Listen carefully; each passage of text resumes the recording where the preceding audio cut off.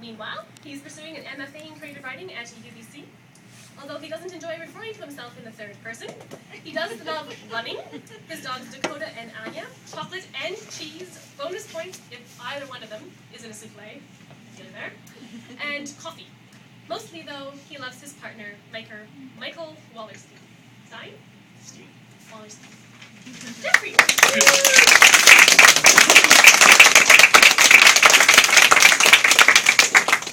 Thank you, Kayla and Ruth, for putting this together.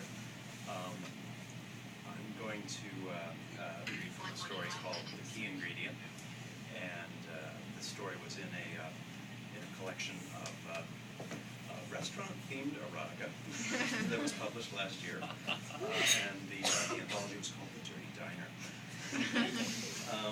What you need to know is that Jacob is a pastry chef who has just gone back to work after the death of his boyfriend Eric, and the first dish that they wanted to make was bread pudding. And so that's got me thinking about the first time he made bread pudding.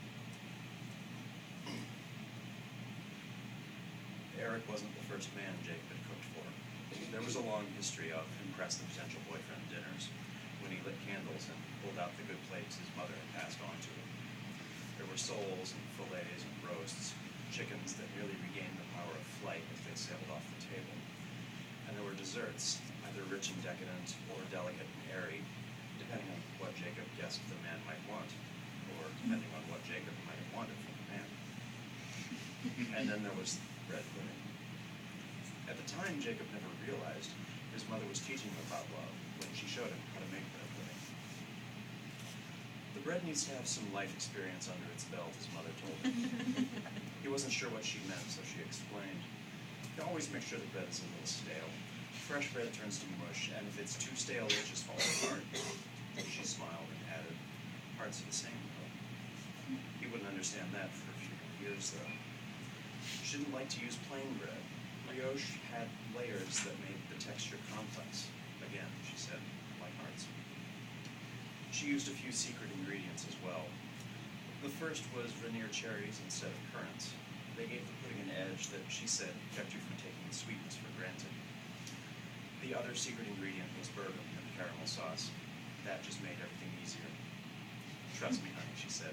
You'll understand when you're older. The first time he made the recipe on his own was also the first time he had Eric over for dinner. They'd been dating for a couple of weeks and things were going well, but they were taking it slowly.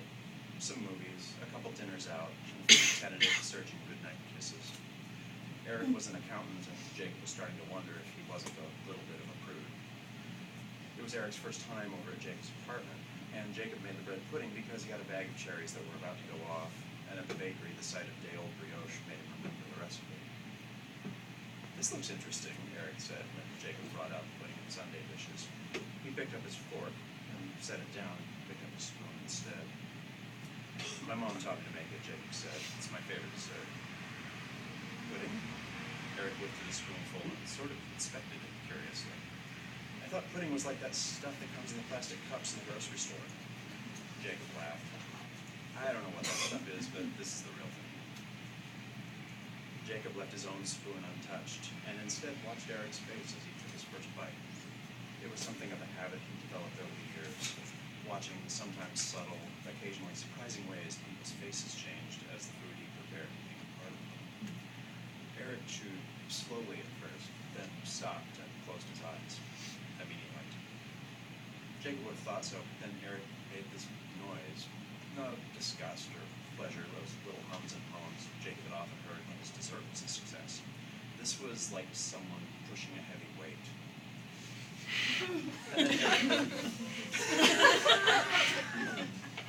And then Eric lifted his spoon again and took another bite, and another. He brought the dish closer to his chin as he ate. No, as he devoured the rest of the pudding. When it was all gone, he stared at the dish for a moment. Jacob half expected him to lick what little caramel sauce remained. I don't suppose I could have some more, Eric asked timidly. Jacob smiled and took his empty dish into the kitchen. Asking for seconds was the best compliment he ever hoped for from his cooking.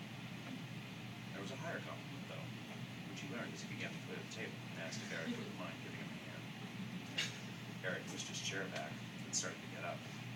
He paused, a startled look on his face, sat back down. I don't think I can. Jacob set down the stack of dirty plates he gathered. Are you okay? I'm fine, but did you eat too much? Jacob started to walk around the table to where Eric sat. A sheen of sweat was forming on Eric's forehead.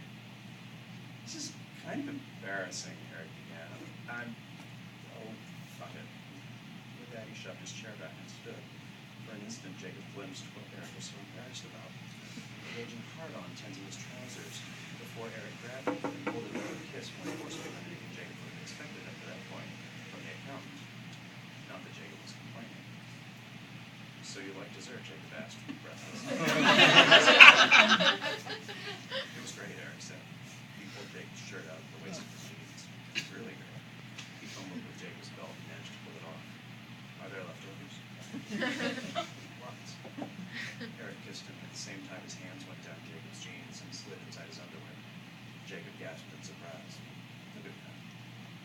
Think I can take some of it home with me? Jacob grinned. He was pretty sure Eric wouldn't be going home for at least another couple hours. Sure. I wonder how it tastes for breakfast, he said, and drew Jacob's jeans and shorts down as he knelt in front of him. They left the dirty dishes until the morning. Thank you.